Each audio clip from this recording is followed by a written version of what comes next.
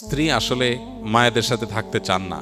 কেন? কারণ তারা অনেক ডিস্টার্ব করেন, বিরক্ত করেন, ইত্যাদি ইত্যাদি। তো এক্ষেত্রে শরিয়ার বিধান হলো, সন্তান হিসেবে আপনি মা বাবার কাছে যাবেন, সেবা করবেন, লোক দিয়ে সেবা করার ব্যবস্থা করবেন, এটা আপনার কর্তব্য। কিন্তু স্ত্রীকে আপনি বাধ্য করতে পারেন না যে আপনার মা বাবা খারাপ আচরণ করে তারপরে সেখানে পড়ে থাকতে হবে। এই অধিকার আপনার না যে আপনি তাকে এটা বাধ্য করবেন। তবে স্ত্রীর এখানে একটা কর্তব্যের ব্যাপার আছে, নৈতিক দায়িত্বের ব্যাপার আছে। সেটা হলো যে স্বামী আমার ভরণ পোষণ সব কিছু দেয়, সব কিছু খেয়াল রাখে। স্বামীর মা বাবার আচরণে কষ্ট হলেও যদি আমি একটু সহ্য করি, কেন? স্বামীর দিকে খেয়াল করে যে স্বামী খুশি হয় তার মা বাবার প্রতি, যতটুকু সামর্থ্য কুলায়। এখানে আননেসেসারি তাকে চাপ নিতে বলছি না, যতটুকু সামর্থ্য কুলায় যে করতে পারেন সেটা হবে সবচেয়ে ভালো, সেটা করা উচিত। যদি তিনি কোনো কারণে এটা না করেন, তাহলে বাই ল, আইনগতভাবে কোনো স্বামী তার স্ত্রীকে এটা বলতে পারে না আমার মা বাবার কাছেই তোমাকে থাকতে হবে।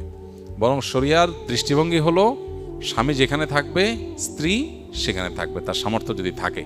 তাহলে মা বাবার জন্য কাজের লোক দিয়ে আপনি যেমন ব্যবস্থা করবেন, আবার আপনিও ঘন ঘন যাবেন, শুধু কাজের লোক দিয়ে হবে না। আর নাতিপুতি দেখার তাদের শখ আছে, এটা তাদের হক, অতএব তাদের দেখার ব্যবস্থা করবেন, তাদেরকে আনবেন, নিজে যাবেন। একই সাথে স্ত্রীর প্রতি কোনো অবিচার যেন না হয়, সাধ্য অনুযায়ী মা বাবার সাথে বেয়াদবি না করে সেটাও লক্ষ্য রাখবেন। আবার স্ত্রীকেও বোঝানোর চেষ্টা করবেন, মা বাবার হয়ে ওজোর খাই করার চেষ্টা করবেন। এখানে আসলে ওই যে পাটার পুতার ঘষাঘষিতে মরিচের যে অবস্থা হয়, অনেকটা সে অবস্থা হয় আর কি। এটুকু করা লাগে। সাংসারিক জীবনে একটু শান্তিতে থাকতে চাইলে বেশি পণ্ডিতি না করে এই পাটাপোতার মাঝখানে মরিচের মতো আপনার ধৈর্য সহ্য করে পুরুষদেরকে থাকতে হয়।